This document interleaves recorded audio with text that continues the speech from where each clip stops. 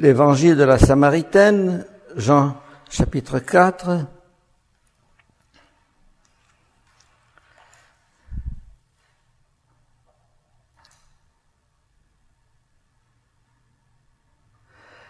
Le dialogue se poursuit. Si tu savais le don de Dieu, qui est celui qui te dit « Donne-moi à boire », tu l'aurais toi-même demandé de l'eau et il t'aurait donné de l'eau vive. Et alors, la Samaritaine commence à discuter avec lui. « Seigneur, tu n'as rien pour puiser, le puits est profond, d'où la prendrais-tu cette eau vive? Es-tu plus grand que notre père Abraham ?» etc.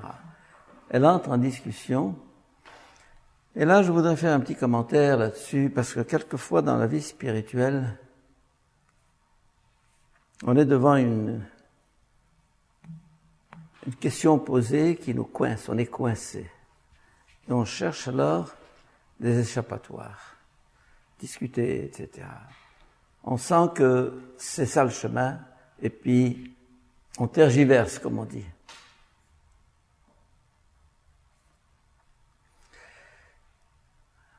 Oui,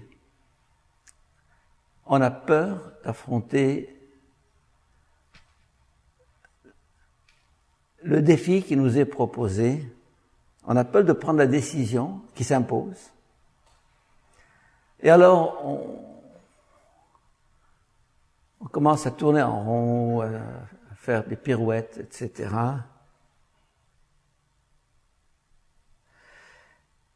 Et c'est ce qu'essaye de faire la Samaritaine. Mais Jésus la laisse faire. Vous savez, la patience de Dieu est très, très grande. Quand il veut quelqu'un, il prend son temps. Je pense à Ignace de Loyola, je pense à Charles de Foucault et tant d'autres.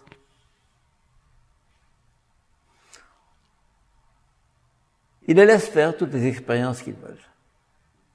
Ben, essaye tous les chemins, puis on verra. Et Jésus lui répondit, quiconque boit de cette eau aura encore soif. Mais celui qui boit de l'eau que je lui donnerai n'aura plus jamais soif.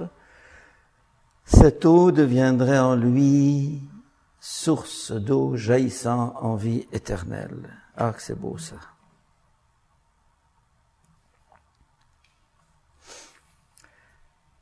J'avais 15 ans et je suis tombé amoureux d'un garçon de ma classe. Beau. Et il m'avait captivé. Et au lieu de regarder le professeur, évidemment, je le regardais lui à longueur de temps. J'essayais de me rapprocher de lui, et lui était tout à fait indifférent, ne comprenait pas, et puis j'essayais de jouer. Un jour, à la sortie de la classe, à 4h30, pour jouer avec lui, je lui prends le bras, je le tords un petit peu, mais pas trop fort, et il commence à m'insulter, à m'injurier, à me traîner dans la boue.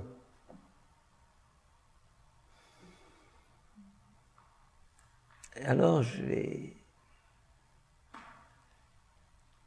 eu comme quelque chose de cassé en moi. Et je suis rentré, le collège était à 1/4 d'heure à pied de la maison, en me disant « Jusqu'à quand seras-tu esclave de cette passion ?» Ce garçon me possédait. La passion. Et j'ai pris la décision, c'est fini, je vais couper cette relation. Il ne savait pas que j'étais amoureux de lui. Mais moi, c'était devenu une obsession. Et un esclavage. Et une servitude. Je me suis dit, stop.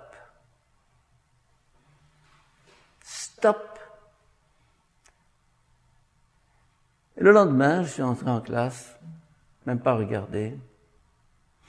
Mais ça a été difficile pour moi. J'ai coupé cette relation qui était malsaine pour moi.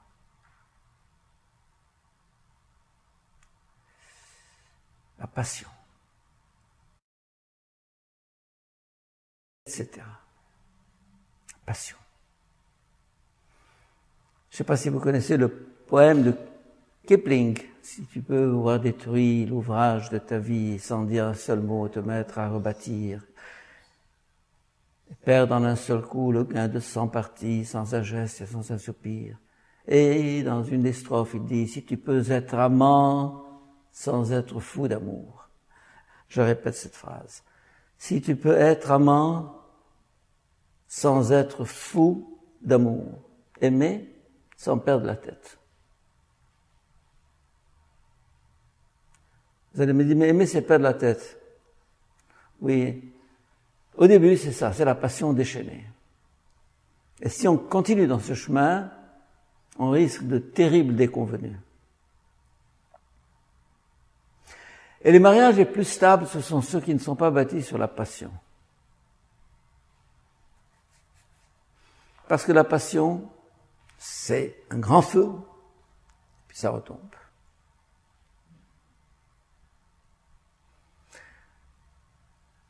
La déception est d'autant plus grande que la passion est plus forte. L'abîme est d'autant plus profond que le sommet a été plus élevé.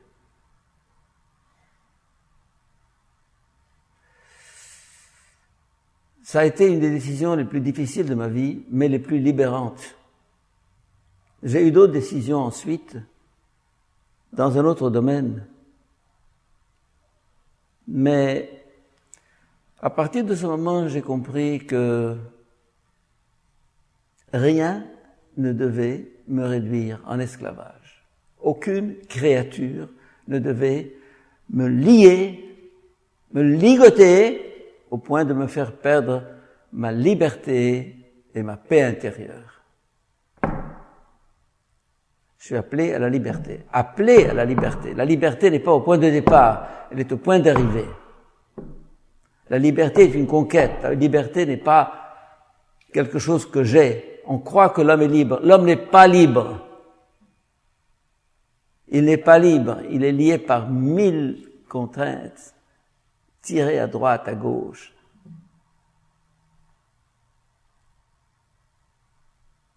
C'est ce que les gens d'aujourd'hui ne comprennent plus. Pour eux, la liberté, c'est faire n'importe quoi. Interdit d'interdire. Alors, ils se libèrent de toutes sortes de choses. L'Église catholique. Mais c'est pour se mettre au pied d'un gourou indien. Là, ces paroles sont les paroles descendues du ciel. Ou bien dans le fondamentalisme islamique, aller tuer des gens, c'est devenu la mode maintenant, etc. En d'autres termes, quand on perd le sens du Dieu vivant, on peut se laisser mener à n'importe quoi. Vivant, car Dieu peut être aussi une entrave à l'esclavage, un certain Dieu, et il l'a été pendant longtemps.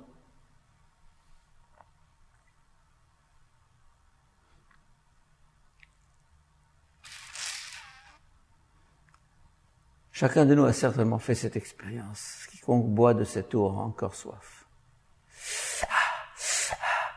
On court, on veut, etc. Je parlais de l'ascèse, justement, hier ou avant-hier. L'ascèse, cette capacité de se maintenir libre en ayant le courage de couper ce qui doit être coupé.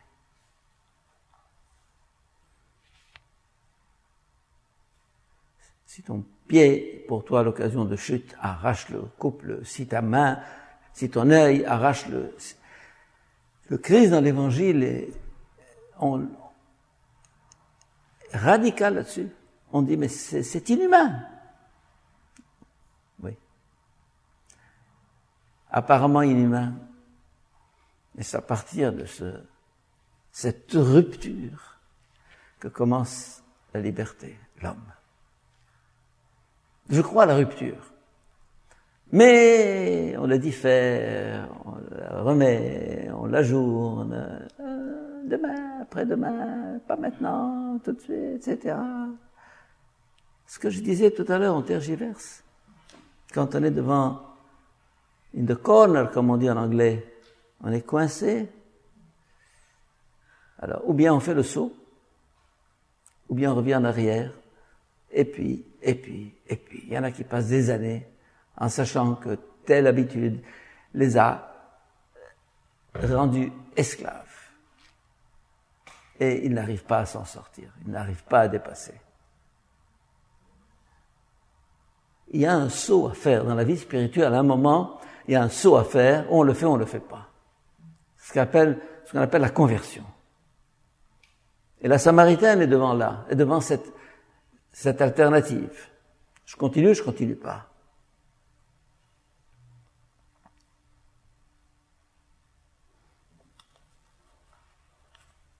L'idolâtrie, c'est quoi? L'idolâtrie, c'est mettre un dieu de pierre, de bronze, de bois à la place du Dieu vivant.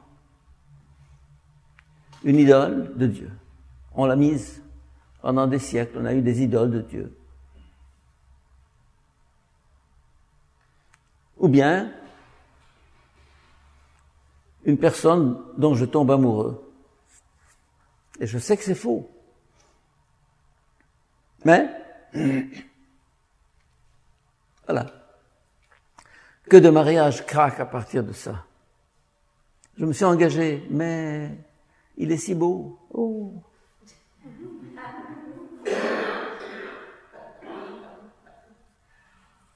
Et mon mari, il est casse-pied. Ou bien le contraire. Ma femme est insupportable.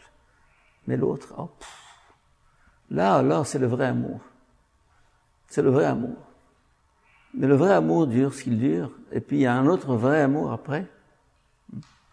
Et ça continue. Va, appelle ton mari, dit Jésus à la Samaritaine. Alors elle lui répond, oui, j'ai eu 5 maris. Non, c'est lui qui lui dit ça. Tu as eu 5 maris, et ton mari actuel, c'est pas le tien. Elle aussi est cherchée. Mais quelquefois c'est de bonne foi, quelquefois c'est de mauvaise foi. Il faudrait voir dans quelle mesure nous sommes dans la mauvaise foi. C'est un truc dont j'ai pas encore parlé, j'ai tout un texte là-dessus, la mauvaise foi, que j'ai écrit il y a longtemps. La mauvaise foi, c'est chercher à justifier l'injustifiable, mais à partir de raisons spécieuses. On a toutes sortes de bonnes raisons pour justifier ce qui est faux, ce qui est mal. Je sais que c'est faux, mais je dis, vous savez, etc.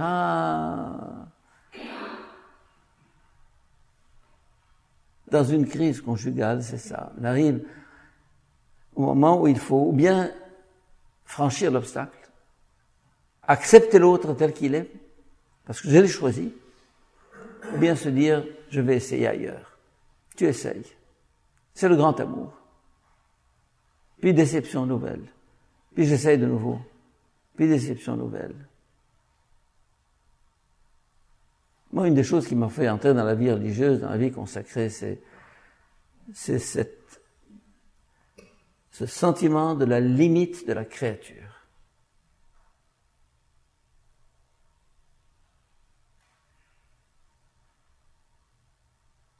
Oui. Tu nous as créés pour toi, Seigneur, et notre cœur est dans l'inquiétude et l'angoisse tant qu'il ne t'a pas trouvé. Et notre cœur est sans repos tant qu'il ne repose en toi. Je suis créé pour Dieu, pour l'infini. Vous allez me dire, alors tu es complètement desséché. Non. Je crois pas. Mais c'est le danger aussi, hein.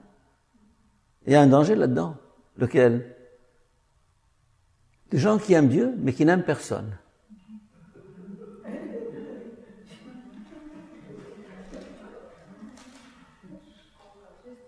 Je t'aime, Seigneur, mais lui, ouf. Elle, on aime Dieu. Et là, c'est un alibi encore.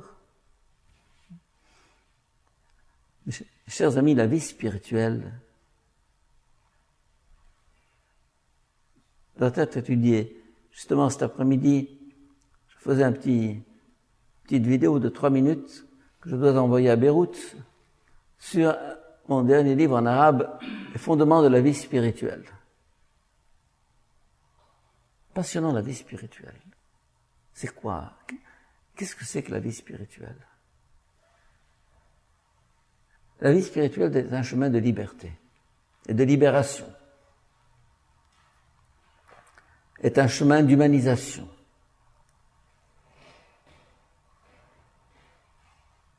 Et l'homme n'est humain que s'il débouche en Dieu. L'homme passe infiniment l'homme. Nous sommes marqués par le divin, nous sommes marqués par l'absolu. Et aucun objet limité, aucune créature ne pourra combler le vide. Le vide en nous est trop grand pour être comblé par qui que ce soit, par quoi que ce soit.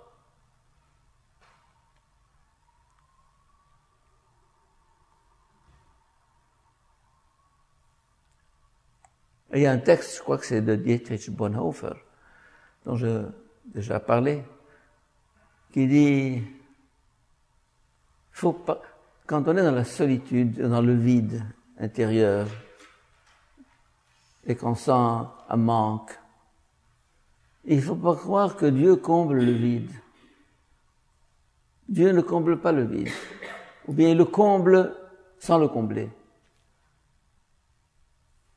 Dieu n'est pas un substitut à l'amour humain. Dieu ne va pas remplacer une femme dans ma vie. Vous allez me dire, alors qu'est-ce que tu attends? Non.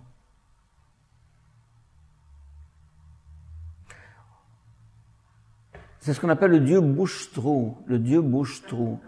C'est-à-dire le Dieu qui remplit des vides. Hein? Je ne comprends pas quelque chose, je mets Dieu. Je suis devant Dieu. L'humain ne me comble pas, je mets Dieu. Et Dieu, on s'imagine par exemple dans la vie consacrée, celui qui a consacré sa vie à Dieu, Dieu le comble, au-delà de toute mesure. C'est fini. Ben non. On reste à l'état de soif. Soif. Soif. Soif. Mais une soif qui est à la fois libérante et crucifiante. J'ai tout un développement, je ne sais plus dans quel livre, je crois que c'est L'amour et le sacré, la dialectique du désir et du plaisir. L'homme est désir, désir d'infini, désir d'absolu. C'est ce qui le constitue, c'est ce qui le fait homme. Le chien trouve un os, il le suce, il le mange et il dort, c'est fini.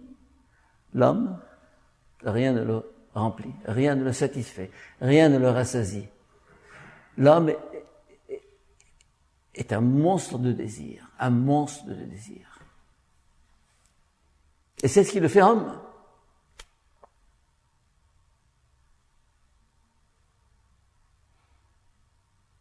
Dialectique du désir et du plaisir.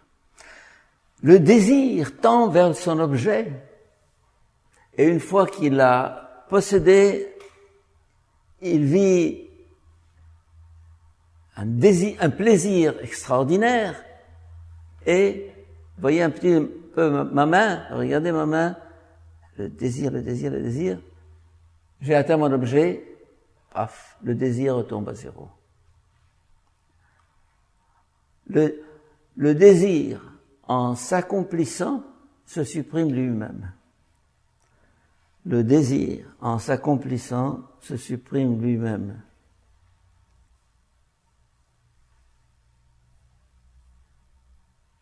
Je dirais la vie spirituelle ou la vie consacrée, c'est ça. Garder, être, vivre, se maintenir à l'état de désir.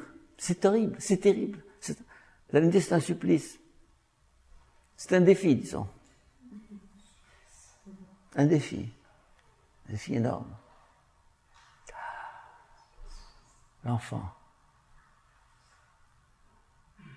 Le désir, c'est l'extase. Une extase qui ne va pas saisir son objet et le consommer comme on consomme un bon repas, L'amour, ce n'est pas consommer une jolie femme. Tant que l'amour est au niveau de la consommation, c'est pas l'amour. C'est Eros, c'est pas agapé. Alors, la dialectique du désir et du plaisir, c'est justement ça. Le désir, le plaisir supprime le désir en l'accomplissant. Le plaisir supprime le désir en l'accomplissant.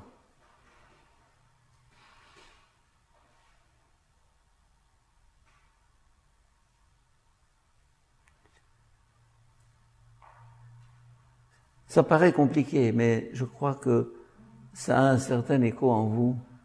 Il faut réfléchir à ça. Pourquoi le jeûne, par exemple? Pourquoi le jeûne? Pour creuser l'estomac, pour creuser l'appétit. Autrefois, je mangeais parce que la cloche sonnait et il fallait manger. Comme ici, d'ailleurs. Voilà. Vous voyez sa réaction. Hein? J'ai pas faim. Mais voilà. Si tu rates le repas de 5h30, c'est fini jusqu'au lendemain à 8h.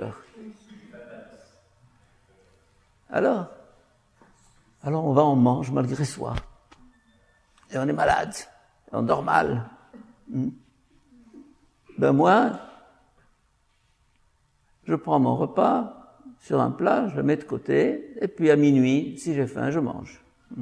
Si j'ai pas faim, je mange pas. Je fais comme les animaux, je mange quand j'ai faim. Ça me va très bien. Ça veut dire que le jeûne n'est pas seulement une démarche spirituelle ou ascétique, le jeûne est une démarche hygiénique. N'est-ce pas? Je me rappelle un ouvrier qui me disait, Alexandrie, moi je prends un repas par jour. Un repas par jour. Le matin, un thé, et quand je rentre du travail vers 6h, 7h du soir, j'ai faim! J'ai une faim vorace! Alors je mange. Mais quand on mange toutes les 2 heures ou les 3 heures, un petit peu par là, on vous sert je sais pas quoi, on arrive au repas, on n'a plus faim. Alors on mange, par devoir, parce que c'est le moment, parce que c'est le repas, parce que c'est le règlement, parce que... Alors là, je vous dirais, dans cette période de la retraite où nous devons prendre des résolutions, essayons de nous interroger sur le boire et le manger et le dormir, etc. Nous avons des décisions à prendre très concrètes par rapport à tout ça. Et par rapport à nos attachements que Saint Ignace appelle, ou les maîtres spirituels appellent, des attachements désordonnés. Il y a des attachements ordonnés, normaux, bons, et des attachements désordonnés, ceux qui nous rendent esclaves.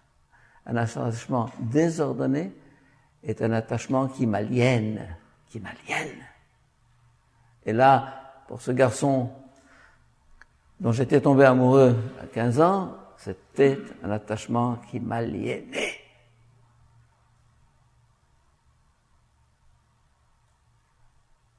C'est une grâce que j'ai eue, cette grâce de couper. Il vient un moment dans notre vie où il y a à dire stop.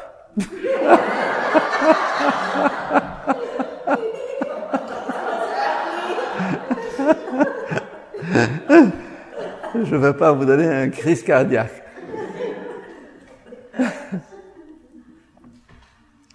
Stop. C'est-à-dire que, par certains côtés, il y a une certaine dureté avec soi-même à certains moments qui est indispensable. Le coup de bistouri dans l'abcès. Le coup de bistouri dans l'abcès. Hein? Alors j'ai un abcès, mais... Et le chirurgien me dit, je vais le crever. Non. C'est comme ça. Il n'y a pas autre chose. Tac, aïe! Et puis après, aïe. C'est le chemin de la guérison. Eh bien, dans la vie spirituelle, essayons de voir si nous sommes esclaves de quoi que ce soit. Et on peut être esclave, pas nécessairement d'une jolie fille ou d'un joli garçon, mais on peut être esclave d'un rien du tout.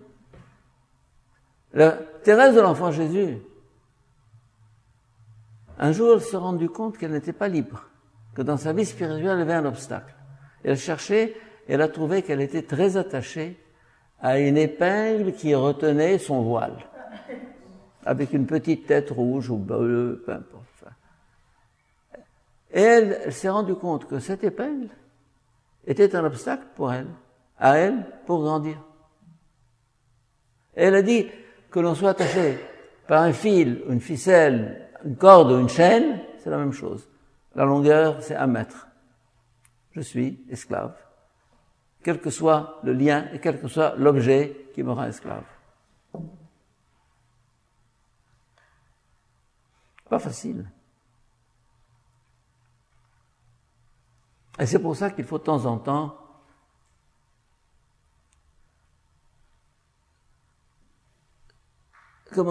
se dispenser de quelque chose qui nous paraît nécessaire. Mais sans même prendre une décision, la vie se charge de ça. La vie se charge de nous mettre dans des situations où on n'a pas ce qu'on veut. Je ne vous ai pas raconté l'histoire de la table, non? La petite table. Bon, j'étais en Suisse, donné une retraite, et en général, pour travailler, j'ai besoin d'une grande table. Au moins comme ça, sinon plus grande. J'étale les dossiers, j'étale mes papiers, etc., mon ordinateur. Alors, dans cette chambre, il y avait une petite table qui était le quart de celle-ci. Alors je me dis, enfin quand même, ils auraient pu prévoir une table un peu plus grande. Et c'était très facile pour moi de demander une table plus grande. Ils me l'ont apportée tout de suite. Je me suis dit non, je vais garder cette toute petite table et faire avec. Et j'ai mis mes papiers par terre, etc. Et j'ai écrit dans mon journal spirituel ces 2 mots, aimer le manque. Aimer le manque. Il me manque quelque chose? Très bien. Très bien.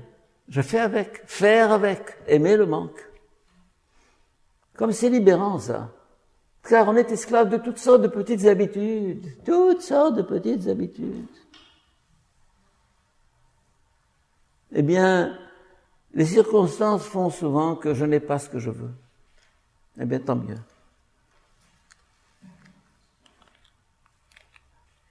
Vous voyez comment une tête d'épingle, pour une fille comme Thérèse, une sainte, a pu être un obstacle dans sa vie spirituelle.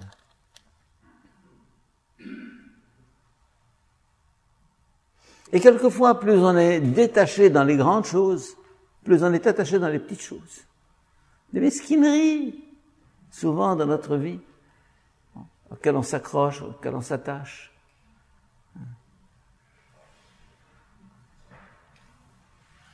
Et en fait, vous savez, autrefois, on parlait du péché mortel et du péché véniel. Bon. J'essaie de réfléchir, qu'est-ce que c'est qu'un péché mortel? C'est pas celui qui est dans la liste de l'Église. Le péché mortel, c'est celui qui m'a réduit complètement à l'esclavage. Où j'ai mis une idole à la place du vrai Dieu, du Dieu vivant. Et je me suis vendu à cette idole. Les idoles, c'est pas des statues de bois ou de bronze ou de pierre.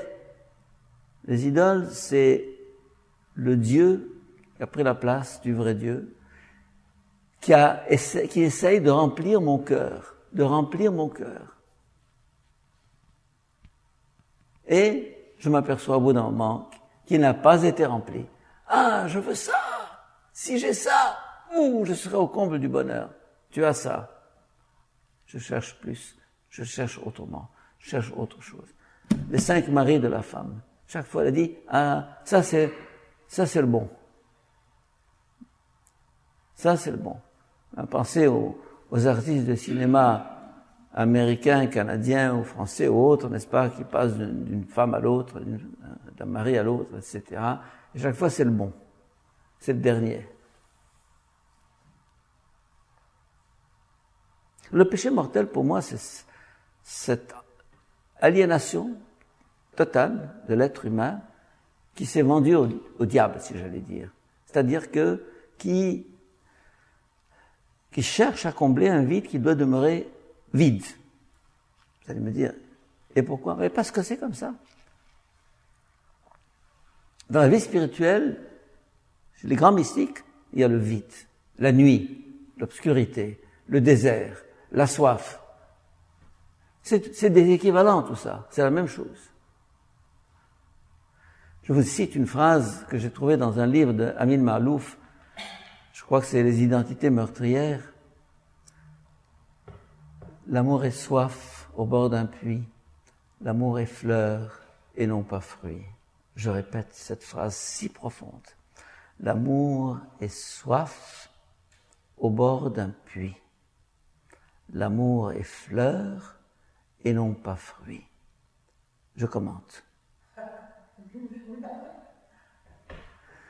Je suis au bord d'un puits. Et j'ai soif. Et c'est simple. Tends la main et bois. Tends la main et bois. Non, je vais rester à l'état de soif. Et le puits est à côté de moi. Et l'eau est là. L'amour est fleur et non pas fruit. Ce qui fait le charme d'un enfant, c'est qu'il est fleur, il n'est pas fruit, il n'est pas accompli l'enfant.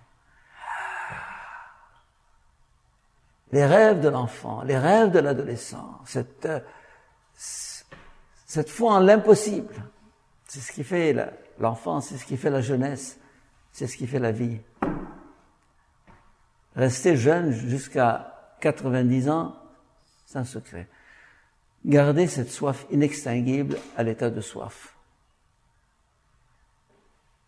Vous allez me dire, c'est du masochisme. Non, c'est pas du masochisme. Si tu le vis comme contrainte, oui, c'est du masochisme. Ou bien, c'est de l'esclavage. C'est pas au niveau du permis ou du défendu. C'est au niveau, je laisse le vide intact. Et j'aime d'autant plus que je suis dans cet état-là.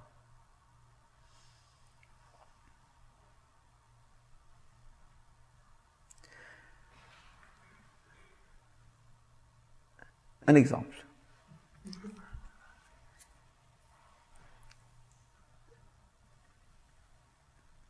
Quand je faisais des excursions avec mes élèves, je les tuais, littéralement. C'est-à-dire que je prenais dans le désert, sous le soleil, et un jour, à Minyad, en Haute-Égypte, on devait traverser le Nil et aller sur la montagne en face, et l'escalader et continuer dans le désert pendant des heures de marche. Alors je leur dis le matin après le petit déjeuner, ils ont pris un bon petit déjeuner, je leur dis, qui s'engage avec lui-même à ne pas boire jusqu'au repas de midi? 40 mains se lèvent, 40 enfants, 40 mains se lèvent. Vous vous engagez à ne pas boire jusqu'au repas de midi? Oui, père. Mais il fait chaud aujourd'hui. Bon. Très bien. Alors, on traverse le Nil, escalade la montagne. Et déjà, à 9 heures du matin, ils étaient déjà crevants de soif. Et un garçon me dit, père, j'ai soif. Je lui dis, je sais, bon, moi aussi. Et il me dit, je vais boire. Je dis, bois. Il me dit, mais je me suis promis de ne pas boire. Je lui dis, alors ne bois pas.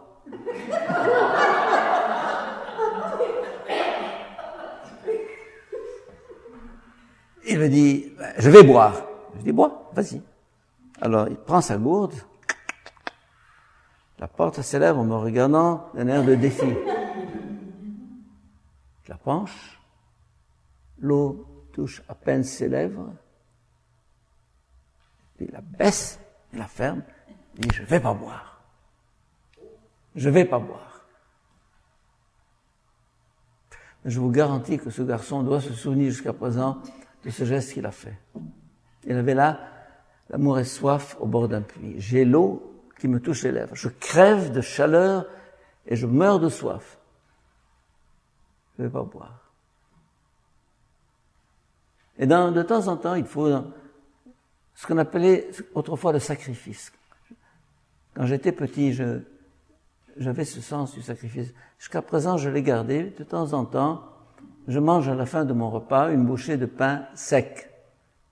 Vous allez me dire, c'est héroïque? Non, c'est pas héroïque. Simplement pour dire, je m'impose un petit sacrifice. J'ai envie de... Ou bien le matin, par exemple. Avant ma méditation du matin, cette demi-heure dont je vous ai parlé, je me dis, tiens, je vais mettre un peu d'ordre sur mon bureau. Je dis non, ta méditation d'abord.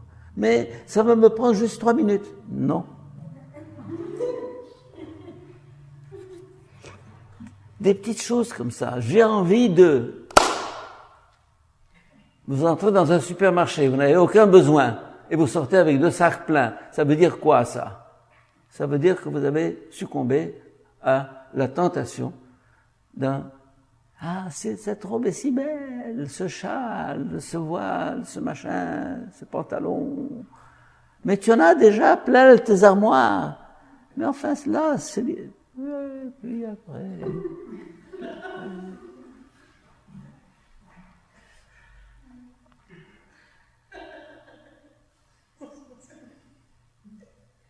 Moi, je cède jusqu'à présent cette tentation. Pas tellement, parce que normalement, quand je pars en voyage, je devrais prendre simplement 2 rechanges. Ça veut dire que je dois laver au fur et à mesure, et pas... Au fur et à mesure des années, j'ai diminué. Mais j'ai pris trop de linge avec moi. Il faut que je prenne le strict minimum. Je pense à notre ancien père général, le père Kolfenbach, général des Jésuites dans le monde, avec lequel j'ai fait ma théologie à Beyrouth, un Allemand, non, un Hollandais, pardon, mais d'origine allemande. Quand il voyageait, pour faire le tour des maisons, visiter les Jésuites de la province du Proche-Orient, avant d'être général, il était provincial. Qu'est-ce qu'il avait comme bagage? Une valise? Pas une valise, non. Un petit sac de plastique où il y avait sa brosse à dents et son dentifrice. Il dormait par terre. À Beyrouth, je me souviens, j'entre dans sa chambre, où est le lit? C'était un matelas roulé dans un coin. Le matin, le soir, il le déroulait, il se couchait, puis il le roulait le matin. Et quand il voyageait, c'était avec rien du tout. Malheureusement, je ne fais pas comme lui. Mais c'est pour dire que une certaine ascèse dans la vie est libérante. Et il faut, dans une société de consommation comme la nôtre, qui vous sollicite à longueur de temps, à longueur de jours, à longueur de mois, à longueur d'années, il faut dire, je ne vais pas être esclave de la publicité, de la réclame et de tout ce que je vois. C'est du clinquant. Savoir être au-dessus de ça, libre.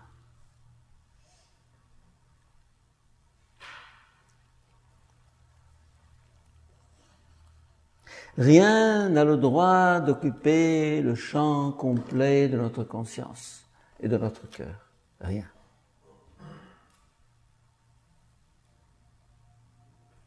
Créé à l'image de Dieu, créé pour l'infini, seul l'infini nous comblera sans nous combler.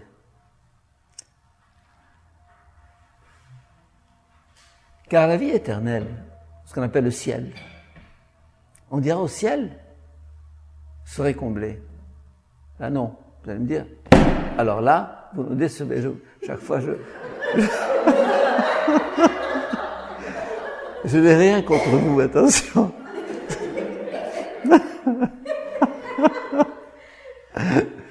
Au ciel, on sera comblé.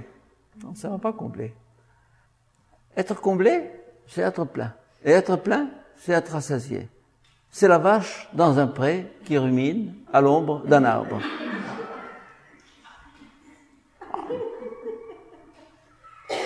Elle est rassasiée. Et nous connaissons ça dans notre société actuelle. Des gens repus, rassasiés, gros comme des pâtes à pouf, et qui n'arrêtent pas de manger. Eh bien non, la vie éternelle est une soif toujours renouvelée, un désir sans cesse nouveau, de commencement en commencement. Comme dit Grégoire de Nice, un des pères de l'Église, nous irons de commencement en commencement vers des commencements sans fin. De commencement en commencement vers des commencements sans fin. J'aime beaucoup, beaucoup cette phrase-là. C'est-à-dire que c'est ça la vie. Sinon, c'est pas la vie. La vie éternelle n'est pas une espèce de cul-de-sac, hein, où on est, ah, tu as la vie éternelle. Mais ce n'est plus la vie. Si la vie n'est pas, l'eau que je lui donnerai deviendra en lui source d'eau jaillissant en vie éternelle. La vie éternelle est une source. C'est pas un bon repas qui vous rassasie. C'est une source continuellement jaillissante. Continuellement jaillissante. La vie est vie, c'est-à-dire jaillissement ou extase. J'aime beaucoup le mot extase.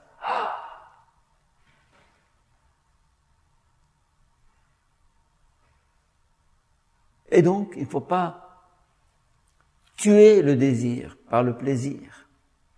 Il ne faut pas combler le désir par une créature. Il faut le laisser intact. Et là, j'ai une clé pour la vie spirituelle. Écoutez-la bien. Attachement total dans le détachement total. Écoutez bien ça. Attachement total. Ça veut dire je m'attache aux gens, à la beauté. Je m'attache. Mais dans cet attachement, au cœur même de cet attachement, je suis détaché. Détaché et attaché. En même temps, vous allez me dire, c'est pas possible. C'est l'un ou l'autre. C'est ensemble. Si je ne suis que attaché, je suis esclave. Si je ne suis que détaché, je suis inhumain. On a connu des gens détachés. Des religieux détachés. Secs comme du bois mort. Ils sont détachés. Mais attache-toi donc.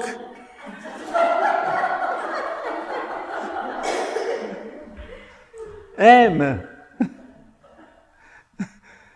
On me dit, mais si j'aime, je vais tomber dans la servitude, l'esclavage, dans l'idolâtrie. Vous savez, c'est un équilibre très difficile à trouver. C'est une ligne de crête, si on peut dire, une ligne de crête. De là, un abîme, et de là, un abîme. Vous allez me dire, c'est un exercice d'équilibre. Oui, mais il y a la grâce, je crois à la grâce. La grâce, ça vous permet d'être dans un état incroyable, au-delà de la nature. Le miracle de la grâce, je crois à la grâce. La vie spirituelle, c'est ça. C'est une marche sur une crête entre deux abîmes. Si je suis trop détaché, ça me dessèche, ça me déshumanise.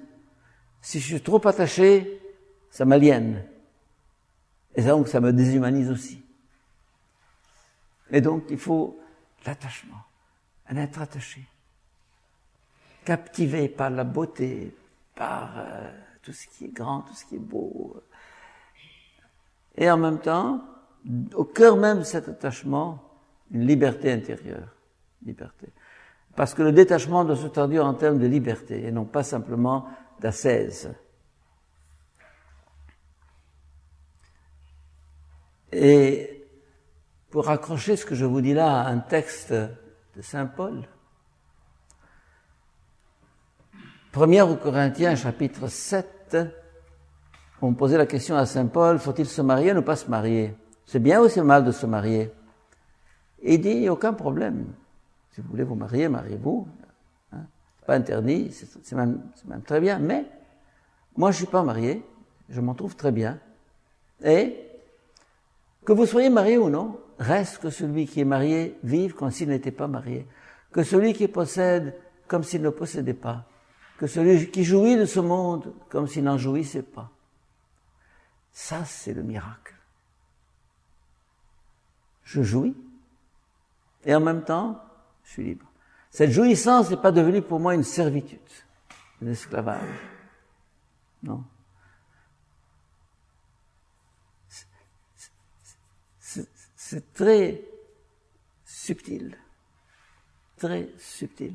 La mort est soif au bord d'un puits. La mort est fleur et non pas feuille. Fleur, fleur. La fleur, c'est ce qui ne s'est pas encore accompli.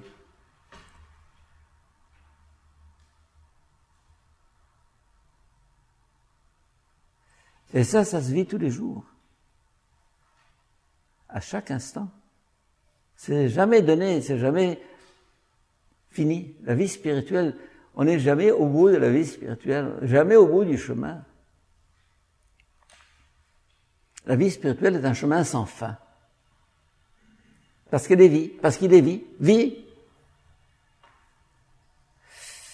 Alors ce mot source, je vous invite à réfléchir sur ce mot source.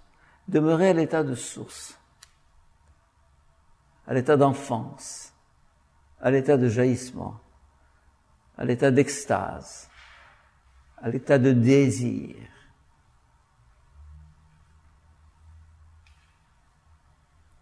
Voilà.